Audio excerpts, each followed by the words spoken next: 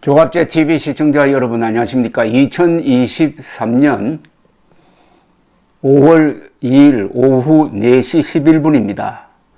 송영길 전 민주당 대표는, 이 민주당은 당시에 집권당이었습니다.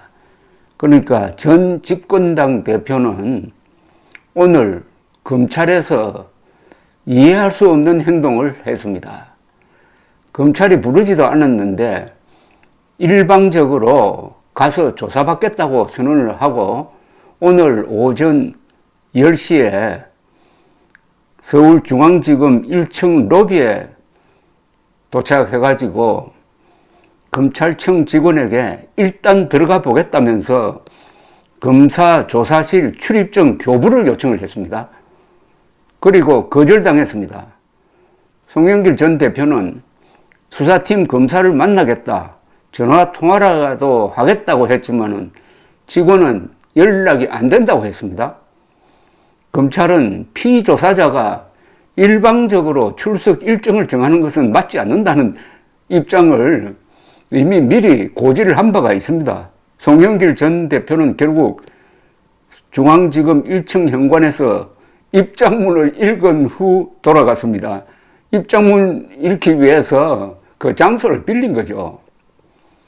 여기에 대해서 윤재옥 국민의힘 원내대표는 오늘 당 원내대책회의에서 이렇게 이야기했습니다. 돈봉투 게이트로 궁지에 몰리자 느닷없이 언론을 통해 검찰에 출석하겠다고 한다면서 어떤 범죄 피의자도 자기 마음대로 수사 일정을 못 정하는데 이는 특권의식의 발로라고 했습니다. 겉으로는 검찰 수사에 협조하는 모양새를 취하는 듯 하나 실제로는 검찰 수사를 방해하고 여론을 호도하려는 고도의 정치적 계산에서 비롯된 것이라면서 송 전 대표가 지금 할 일은 위장 탈당 쇼, 꼼수 출두 쇼가 아니라 돈봉투 의원들과 함께 솔직하게 모든 진상을 밝히고 국민 앞에 사죄하는 것이라고 했습니다.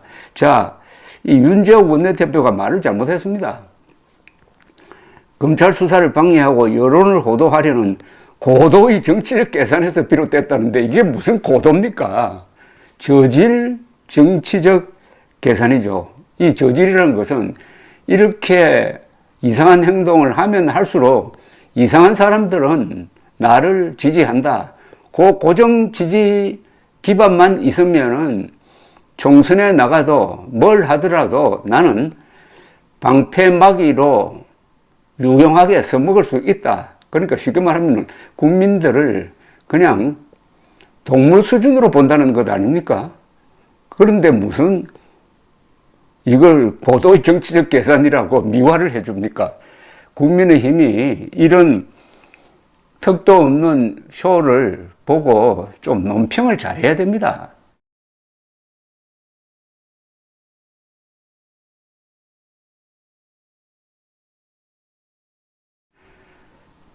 송영길 씨는 이런 행동이 이번이 처음이 아닙니다. 이 인천시장도 지내고 국회의원도 지내고 더구나 중요한 선거 관리를 책임지는 당대표로서 했던 실언, 망언 이런 걸 모으면은 아마 상당한 분량의 두께가 꽤 나가는 하나의 팜프렛이 될 것이라고 생각합니다. 그 중에 몇 개 소개해 드리겠습니다. 지난 대선 기간 중에 더불어민주당 송영길 당시 대표는 이런 주장을 한 바가 있습니다. 당시 윤석열 후보가 북한이 남한을 핵으로 공격할 것이 확실하면 선제 타격해야 된다는 주장을 한 데 대해서 반론을 편다면서 이런 주장을 했습니다. 이승만 대통령이 아무런 준비도 없이 북진 통일, 멸공 통일을 외치다가 6.25 남침을 당했던 역사의 교훈을 배워야 한다. 이런 못된 소리를 하는 인간이 펼치는 저질쇼를 고도의 정치적 계산이라고 평하는 이 국민의 힘이 또한 참 한심합니다.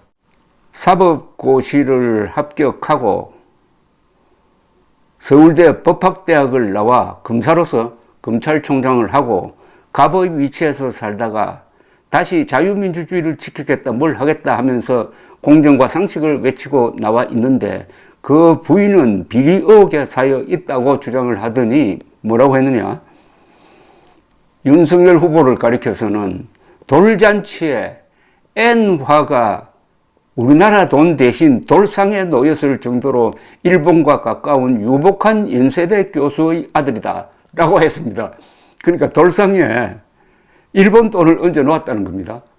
그런데 이건 금방 들통이 났습니다. SNS에서 사진을 분석해 보니까 한국은행에서 발행한 것인데 천환권이었습니다. 천환권, 개천환권이라고 해가지고 4.19 혁명에 따른 새로운 경제질서 확립을 상징하는 뜻을 담아 발행한 화폐였습니다. 한국 돈을 얹어놨는데 이걸 일본 돈이라고 몰아가지고 윤석열을 친일로 몰았던 자가 지금 검찰 수사를 받으면서 오늘 저질쇼를 했습니다. 이것뿐만이 아닙니다. 2020년 8월 29일자 VOA 미국의 소리 방송은 빈센트 브룩스 전 유엔군 사령관이 송영길 민주당 의원의 유엔군 사령부 무용론을 정면 반박하는 내용을 소개했습니다. 전 유엔군 사령관의 이 반박은 끔찍하다는 말로 표현이 됐습니다. 끔찍하다. 점잖은 군 출신이 여당 유력 정치인을 상대로 당신의 발언은 끔찍하다고 하면은 그 정도를 알아야 될 것 아닙니까? 그러면서 이렇게 이야기를 했습니다. 한국의 정통성도 유엔의 인정에 따라 확립됐습니다. 유엔이 창설한 조직을 부정한다는 것 자체가 끔찍한 발언이라고 생각합니다. 유엔군 사령부는 유엔 결의로 북한의 남침을 저지하기 위해서 만들어졌는데 이를 부정하면은 한국의 정통성도 부정되는 것 아니냐 하는 이야기였습니다.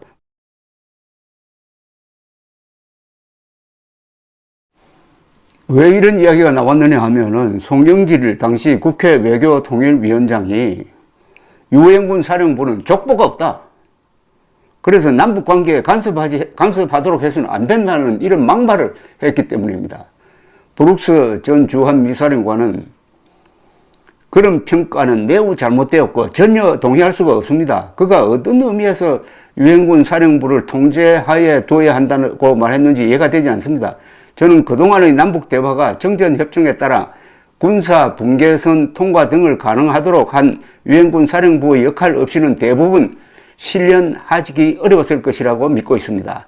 유엔군 사령부의 족보는 그가 말하는 것보다 훨씬 오래 거슬러 올라갑니다. 한국의 정통성도 유엔의 인정에 따라 확립됐습니다. 유엔이 창설한 조직을 부정한다는 것 자체가 끔찍한 발언이라고 생각합니다. 라고 했습니다. 이분의 말을 약간 설명을 드리면은 대한민국의 건국은 유엔이 3파 역할을 했습니다. 유엔 감시하에 남북한 총선거를 하자고 했더니 정부 수립을 위해서 북한이 거부를 했습니다. 그래서 남한에서 1948년 5월에 총선거가 치러졌습니다. 그래야 정부가 구성되었으니까 유엔이 1948년 12월 12일 파리에서 있었던 유엔 총회에서 공정하게 선거를 통해서 출범한 대한민국 정부는 한반도 전체의 유일한 합법 정부라고 공인을 했습니다.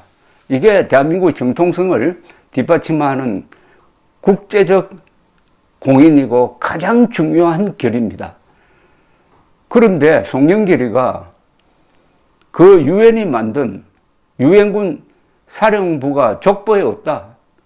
남북 대화에 걸림돌이 된다고 하니까 브룩스 전 유엔군 사령관이 나와가지고 끔찍하다 그런 식으로 이야기하면 대한민국 정통성도 부정하는 것 아니냐 이렇게 지적을 했습니다. 참고로 6.25 때 트루만 대통령 결단에 의해서 미군이 참전하고 미군이 유엔군 기치하에 참전하게 된 것은 이런 사정이 있었기 때문입니다. 즉 유엔이 3파 역할을 해가지고 대한민국이라는 신생 독립국가를 만들어 주었는데 김일성이가 불법 남침을 하니까 가만둘 수 없다 해가지고 유엔이 보호 차원에서 마적단 습격 사건 진압 차원에서 출동해가지고 대한민국을 구했던 것입니다. 그런 역사적 맥락 다 생략해버리고 이 송영길은 6.25도 이승만이 북진 통일을 한다고 해가지고 불러들인 거다. 그리고 대한민국을 구한 유엔군 사령부도 족보가 없다. 그러니까 송영길의 망언은 가만보면 방향성이 있는데 그 방향성은 뭐냐?